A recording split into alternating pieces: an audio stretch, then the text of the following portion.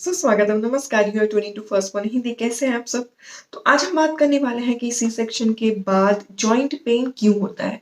तो काफ़ी महिलाओं में ये प्रॉब्लम होता है, किसी-किसी को नहीं भी होता है, पर क्यों होता है, इसके क्या-क्या सॉल्यूशंस आप निकाल सकते हैं, तो इसके बारे में आज हम बात करेंगे। तो अगर आपको वीडियो पसंद आता है तो प्लीज़ इसे कर दीजिए like, share and subscribe to first one Hindi. Bell icon पे क्लिक करना मत भूलिएगा ताकि आपको अगले वीडियोज़ के नोटिफिकेशंस मिल सके।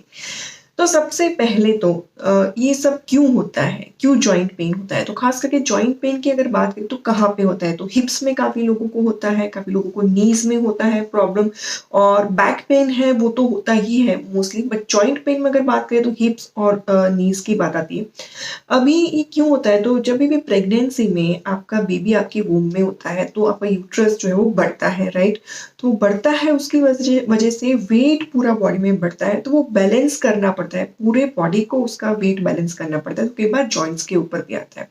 तो ये एक रीज़न हो सकता है कि डिलीवरी के बाद वो जो सारे जॉइंट्स हैं वो आपको पेन करने लगे, क्योंकि उसको शायद नॉर्मल पोजीशन में आने में देर लगे।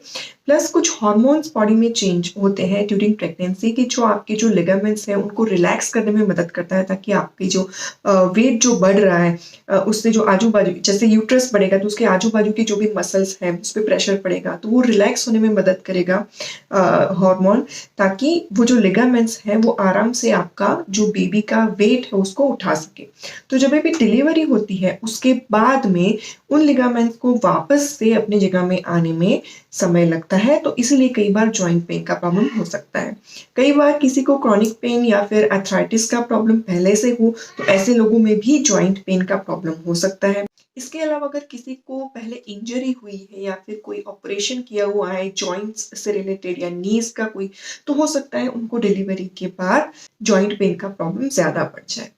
कई बार ऐसा भी होता है कि सी सेक्शन के बाद अगर बहुत ही ज़्यादा आराम कर लिया, अगर आप थोड़ा घूमे-फिरे भी नहीं, वॉक नहीं किया, तो उसमें आपकी जो बॉडी फ्रैक्चर हो जाती है ना, उसमें भी शायद आपको ये पेन का प्रॉब्लम हो सकता है। तो अब हम बात करेंगे कि कितना टाइम लगता है। तो यूजुअली क्या होता है कि ये शुरुआती कुछ वीक से लेकर 4 से 6 महीने तक की जॉइंट पेन का प्रॉब्लम चल सकता है, अगर उसकी प्रॉपर से आपने देखभाल नहीं की, प्रॉपर से आपने अपना ध्यान नहीं रखा। तो अभी बात करते हैं कि आप इसको प्रिवेंट कैसे कर सकते हैं? अगर आपको जॉइंट पेन अभी नहीं हो रहा है कहीं पे भी, तो आप क्या चीज़ करें जिससे ये नहीं होगा? तो सबसे पहला तो है आपकी फीडिंग पोज़ीशन आपको प्रॉपर रखनी है, बहुत ज़्यादा झुक करके या इस तरीके से अगर आप फीडिंग करवा रहे हैं, ज़्यादा देर तक आप ऐसे बैठे रहते हैं, तो हमारे जो पूरा बॉडी में मसल्स वो सारे जॉइंट होते हैं, तो उससे शायद हो सकता है कि आपको ऐसे पेन हो सके। प्लस आप ये भी ध्यान रखिए कि उठते-बैठते समय आप झटके से ना उठे बैठे। प्लस आप जभी भी अपने बच्चे को उठा रहे हैं तो बहुत नीचे से ऐसे झुककर बच्चे को ना उठाएँ। आप ऐसे, ऐसा हो तो थोड़ा बेंड करिए अपनी नीज़ और बच्चे को उठाइए, और बच्चे को उठाने के बाद भी ऐसा नहीं है कि ज़्यादा देर तक, अगर आपको ठीक नहीं लग रहा है तो ज़्यादा देर तक बच्चे को आप लेके घूमेंगे फिरेंगे। तो वो आपको शुरुआत के टाइम में थोड़ा अवॉइड करना है। और अगर आपने अपने बच्चे को आप लेके घूम भी रहे हैं, तो भी प्रॉपर पोज़ीशन में लेकर घूमिए। ऐसा नहीं कि उसका बच्चे का जो वेट है, वो आप प्रॉपर तरीके से आपके बॉडी के किसी एक पार्ट पे डाल रहे हो, ठीक है? वो मतलब आपको प्रॉपर तरीके से बच्चे को उठाना है, जिससे आपको कोई पेन का आगे प्रॉब्लम ना हो। प्लस मुझे लगता है कि अगर आप अपने खाने-पीने की आदतों में अच्छे से ध्यान रखते हैं, हेल्दी फूड खाते हैं, protein, vitamins, minerals, fibre in सब से भरा हुआ, तो आपकी बॉडी में जो सारे लिगामेंट्स रिलैक्स हुए हैं, उनको वापस से अपनी जगह में आने में, और जो सारे जॉइंट्स में जो भी पेन वगैरह हो रहा है, उनको हील होने में मदद मिलती है। तो आपकी जो हेल्दी ईटिंग फूड की जो हैबिट है, वो आपको बहुत ही ज़्यादा हेल्प कर सकती है, ना कि सिर्फ जॉइंट पेन वगैरह को प्रिवेंट करने में या मिटाने में, बट ऑल्सो आपके बॉडी को अच्छे से रिकवर होने में सी सेक्शन के बाद ये बहुत ही हेल्प करता है। तो आपको अपनी ईटिंग फूड पे बहुत ही ज़्यादा ध्यान देना चाहिए। अगर आप देखना चाहते हैं तो मैंने इसके ऊपर भी वीडियो बनाया है, सी सेक्शन के बाद क्या खाएँ ना खाएँ,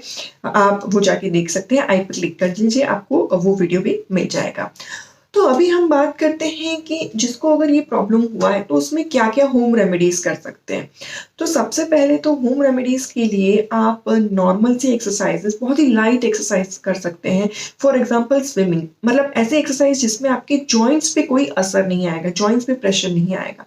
हालाँकि कोई भी एक्सरसाइज़ करने से पहले आपके सी सेक्शन को कितना वक़्त हुआ है, आपका पेन कितना है, वो जानना ज़रूरी है और आपके जो डॉक्टर हैं, एक्सपर्ट्स हैं, उनसे आपको बात करके सलाह लेना ज़रूरी है। उसके बिना कुछ भी आप आगे ना बढ़ें। तो ये हर एक के लिए अलग-अलग हो सकता है। तो प्लीज़ आप अपने जो भी गायनेकोलॉजिस्ट हैं या डॉक्टर हैं, उनसे संपर्क करके ही आप ऐसे एक्सरसाइज़ शुरू कर सकते हैं, जिससे आपको जॉइंट पेन में धीरे-धीरे फ़र्क पड़ेगा। प्लस आप क्या कर सकते हैं दूसरा कि आप एक्यूपंक्चर की जो टेक्निक्स होती हैं, वो भी यूज़ कर सकते हैं। काफ़ी लोगों को इससे भी आराम मिलता है। इसमें भी आप ज़रूर से अपने एक्सपर्ट्स या किसी एक्यूपंक्चर का जो क्लिनिक है या फिर कोई उसके रिलेटेड कोई एक्सपर्ट है, डॉक्टर है, उससे बात करिए। तो आपको कुछ टेक्निक्स बताएँगे जिससे आपको काफ़ी जॉइंट पेन में आपको मदद मिलेगा। प्लस इसके अलावा आप क्या कर सकते हो कि आप मसाज लीजिए। मसाज तो सबसे अच्छा तरीका है अपनी बॉडी में, आपको बैक पेन हो रहा है और कहीं भी पेन हो रहा है, तो मसाज सही तरीके से अगर लिया जाए और सही टाइम के बाद लिया जाए, तो आपको बहुत ही आराम मिल सकता है। आप हॉट वाटर से आप थोड़ा शेक ले सकते हैं, तो हॉट वाटर की जो बॉटल्स आती है उसमें हॉट वाटर ऑब्वियसली भर के फिर उसको आप डायरेक्टली स्किन पे ना रखें, किसी कपड़े को रखिए फिर उसके ऊपर रखिए ताकि आपकी स्किन नहीं जलेगी और इस तरीके से आप हॉट वाटर से आप शेक ले सकते हैं। आप अगर आप घर में टब है बाथरूम में तो वहाँ में आप हॉट वाटर भर के हॉट वाटर बाथ ले सकते हैं। तो ये एक चीज़ कर सकते हैं प्लस आप आइस पैक से भी कर सकते हैं, बर्फ वगैरह का जो पैक आता है वो रखिए या फिर अगर वो नहीं है आपके पास तो नॉर्मल बर्फ जमा के उसको कपड़े में लपेट के आप इस तरीके से जहाँ पे भी दर्द है वहाँ पे अप्लाई कर सकते हैं। बट ये भी अगेन आपको पूछना पड़ेगा, कुछ लोगों को डॉक्टर्स इस तरीके के पेन में रिलीफ के लिए हॉट वाटर का शेक करने के लिए बोलते हैं, कुछ लोगों को आइस पैक लगाने के लिए बोलते हैं। बट जनरली ये ऑप्शंस होते हैं, तो इसके बारे में आप एक्सप्लोर कीजिए ताकि आपको इससे भी हेल्प मिल सके। आई होप कि आपको ये छोटा-सा वीडियो हेल्पफुल रहा होगा। अगर रहा है तो प्लीज़ वीडियो को कर दीजिए like, share and subscribe to first point Hindi और बेल आइकन पे क्लिक करिए ताकि आपको अगले वीडियोज़ की नोटिफ़िकेशन मिल सके। इसके अलावा भी आपको ऐसे कोई भी क्वेश्चंस हैं जिनके ऊपर आपको लगे कि मैं वीडियो बनाऊँ तो प्लीज़ कमेंट में लिखिए। मैं ज़रूर से कोशिश करूँगी अगर मेरा उसमें नॉलेज है तो उसके ऊपर वीडियो बनाना। तो चलिए मिलते हैं किसी और वीडियो में, तब तक के लिए bye bye and do take care of yourself.